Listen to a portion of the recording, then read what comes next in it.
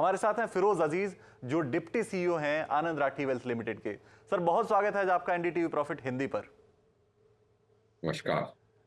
Sir पहला सवाल तो मेरा मार्केट की इस वॉलेटिलिटी को लेकर ही है कि ये जो उतार चढ़ाव है, समझ नहीं पा रहा इंसान कि किस डायरेक्शन की तरफ मार्केट जाना चाह रहा है। हम 22,800 के हाई के करीब से आके अब इस वक्त 22,000 पे आ चुके हैं। ये क्या बता रहा है, ये ट्रेंड क्या दिखा रहा है, और ये वॉलेटिलिटी आखिर मार्केट में है क्यों? मेरे हिसाब से ये वॉलेटिलिटी इस बात का सबूत है कि मार्केट इनडिसाइसिव है। मार्केट के पास कोई कारण नहीं है एक यूनिलैटरल डायरेक्शन में मूव करने का, क्योंकि जब तक कि 4 जून के आंकड़े नहीं आ जाते तब तक एक डिसाइसिव मूव नहीं देखने को मिलेगा। So that's point one. Point to, आपने ये भी नोटिस किया होगा कि वॉलेटिलिटी है, बट वॉलेटिलिटी ऑपोजिट डायरेक्शंस में है। सुबह कहीं खुलते हैं, ऐसा नहीं कि अगर आप 200 पॉइंट नीचे खुलते हैं तो फिर 600 पॉइंट नीचे बंद होते हैं, या वाइस वर्सा। आप देख रहे हैं कि मार्केट पलट रही है। तो ऐसे पलटने की स्थिति को हम इनडिसाइसिवनेस करार दे सकते हैं, ना कि मार्केट पार्टिसिपेंट्स को क्लैरिटी अभी नहीं है। जाहिर सी बात है, अगर एक इवेंट 5 साल को इन्फ्लुएंस करने की क्षमता रखती है और उसका अगर 15 दिन में निष्कर्ष आने वाला है, तो आज डिसाइसिव मूव्स आपको नहीं मिल रहे। दैट्स वाई अगर आप देखेंगे लास्ट एक्सपायरी में निफ्टी 22,000 के करीब थी। आज एक्सपायरी मूव मिला है तो 22,400 22,300 तक गई है। So it's a basic no movement kind of a range, point one. Point two, market में डेरिवेटिव में एक इंडिकेटर मैंने देखा है कि 80% सच बोलता है, और बाकी सब जो इंडिकेटर्स हैं वो 60% ज्यादा प्रेडिक्टिव कैपेबिलिटी नहीं रखते। ये जो वेरिएबल है वो कभी कभार बोलता है, बट बोलता है तो 80-85% सच बोलता है। वो क्या है? वो है premium of weekly synthetic. Premium of weekly synthetic last week almost 60 रुपए का था, 55-60 रुपए का। तो ये जब भी वीकली सिंथेटिक की जो प्रीमियम्स हैं वो 50 रुपए के ऊपर जाती हैं, तो अगला हफ्ता मार्केट स्टेबल रहती है, गिरती नहीं, and vice versa. Okay, okay. So premium of weekly synthetic जो बताया आपने, ये जो इंडिकेटर है वो थोड़ा अगर इजी आप समझा सकें हमारे दर्शकों को कि ये क्या चीज़ है, जो क्या वो ट्रैक कर सकते हैं, क्या वो भी इसे समझ सकते हैं? बहुत आसानी से समझ सकते हैं। इसका नाम सिंथेटिक है। तो सिंथेटिक थोड़ा कंफ्यूजिंग नाम है, मैं बताता हूं। अब आप कोई भी कॉल और पुट एक ही स्ट्राइक का सब्ट्रैक्ट करें, कॉल माइनस पुट, और उसकी जो इंट्रिंसिक वैल्यू है, एक ऑप्शन में इंट्रिंसिक वैल्यू होगी, उसको सब्ट्रैक्ट करें तो बचता जो है उसको कहते हैं प्रीमियम या discount of weekly synthetic. I will explain again in a different way. एक synthetic future is nothing but a replica of a futures contract. एक कॉल खरीदना और उसी स्ट्राइक का पुट बेचने को सिंथेटिक कहते हैं। कॉल खरीदना और पुट, उसी स्ट्राइक के पुट को बेचने को फ्यूचर्स लॉन्ग पोजीशन का सिंथेटिक कहते हैं। तो इसमें थोड़ी और पढ़ाई करनी चाहिए मेरे हिसाब से। सिर्फ लोगों को जागरूक कर रहा हूं कि इस दिशा में अगर आप अपनी थोड़ी सी सेकेंडरी होमवर्क करेंगे तो एक अच्छा वेरिएबल पाने की आप क्षमता रखते हैं, with some degree of a couple of months of research. बिल्कुल। तो जैसे कहते हैं कि चुनाव जो है वो आंकड़ों का खेल है, वैसे ही मार्केट भी जो है वो आंकड़ों का खेल है। और ये आंकड़ा जो है ये बहुत इंपॉर्टेंट होता है जब आप डेरिवेटिव मार्केट की तरफ जाते हैं, तो बहुत इंपॉर्टेंट है जो आपने बताया, परफेक्ट है वो। एक चीज़ और जो आगे बढ़ते हुए पूछना चाहता हूं मैं आपसे कि एफआईआईज थोड़ा परेशान दिख रहे हैं, सेलिंग देखने को मिल रही है हमें लगातार। तो क्या उनके मन में कोई उहापोह है, कोई परेशानी है, या सिर्फ ये है कि अब अच्छे खासी प्रॉफिट पे हम बैठे हैं, थोड़ा बुक कर लेते हैं फिर बाद में देखेंगे? आई थिंक मेरे हिसाब से एफआईआई की जो परेशानी है उससे कोई ट्रेंड निकल के नहीं आ रहा है। बिकॉज एफआईआई भी दो किस्म के होते हैं। इंडेक्स फंड के जो एफआईआई होते हैं ना, वो अगर बेचें तो उसकी तो कोई टेंशन ही नहीं है, क्योंकि एफआईआई, इंडेक्स फंड वाला जो एफआईआई वो बेचता तभी है जब उसको खुद को रिडेम्पशन मिलते हैं। फिर दूसरे किस्म के एक्टिव एक्टिव फंड मैनेजर्स होते हैं, एफआईआईज होते हैं, जो अपने खुद का प्रोप्राइटरी पैसा मैनेज करते हैं। That's the second category. And the third category is the ones who are active fund managers, दूसरों का पैसा एक्टिवली मैनेज करते हैं। तो पैसिव का और एक्टिव का, दोनों का डिवाइड करके अगर आप एफआईआई देखें और थोड़ी और डिग डीप करें, तो मेरे हिसाब से ये निष्कर्ष निकलता है कि एफआईआई भी कंफ्यूज सा है, और आज की छोटी सी रीबैलेंसिंग कर रहा है डिपेंडिंग ऑन फ्यू इंडिकेटर्स जो मिल रहे हैं। एंड आई डोंट थिंक उनके भी मन में एक क्लैरिटी है कि इंडिया की क्या स्ट्रेटजी होनी चाहिए अगले 1-2 साल में। बिल्कुल। ये तो बात हुई आंकड़ों की और मार्केट की। अब कुछ ऐसे लोग होते हैं सर जो, जैसे हम लोग हैं कि अगर हमने लैपटॉप ऑन किया तो कुछ ना कुछ तो खबर लिखेंगे, तो वैसे ही कुछ ट्रेडर्स होते हैं जिन्होंने अगर मार्केट को ओपन देखा है तो कुछ ना कुछ तो खरीदना चाहते हैं। तो ऐसे वक्त में जब मन करे कि कुछ ना कुछ तो ले ही, तो कौन से सेक्टर्स ऐसे हो सकते हैं या कौन सा एक पॉकेट ऐसा हो सकता है जहां पे थोड़ा एक कहें तो इलेक्शंस का असर नहीं हो बहुत ज्यादा, और उस सेक्टर में वो मौके तलाश सकते हैं, ऐसा कुछ आपकी नजर में? मेरे हिसाब से फाइनेंशियल सर्विसेज एक सेक्टर है। उसकी जो अर्निंग्स ग्रोथ है वो काफी अच्छी तरह से कैप्चर हुई है, और उनकी उनकी जो जो भी वैल्यूएशंस हैं वो मेरे हिसाब से फेयर हैं, because the kind of earnings जो निकल के आई हैं बैंकिंग सेक्टर में in specific and NBFC sector में, वो जस्टिफाई करती हैं आज की करंट रैली को। Point one, so financial services मैं जरूर खरीदूंगा।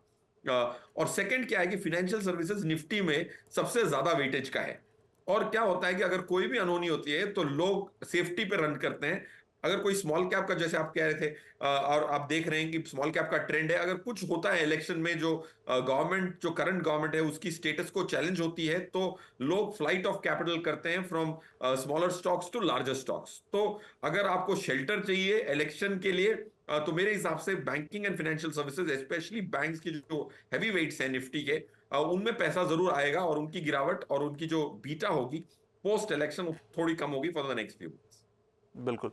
बैंकिंग फाइनेंशियल की बात की आपने और हैवी वेट्स की बात की, लेकिन अब थोड़ा शिफ्ट करते हैं म्यूचुअल फंड्स की तरफ, क्योंकि आप उसको भी बराबर ट्रैक करते हैं और लगातार उसको देखते रहते हैं, उस पर आपकी एनालिसिस काफ़ी शानदार हमें मिलती रहती है।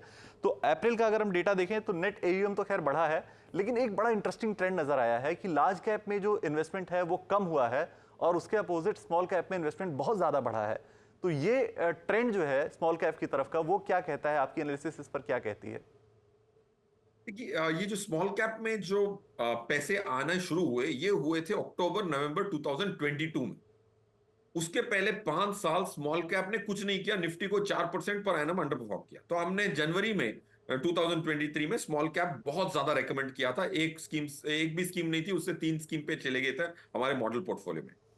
अब क्या हुआ है कि स्मॉल कैप की जो पास्ट परफॉर्मेंस है वो पैसे को खींच रही है।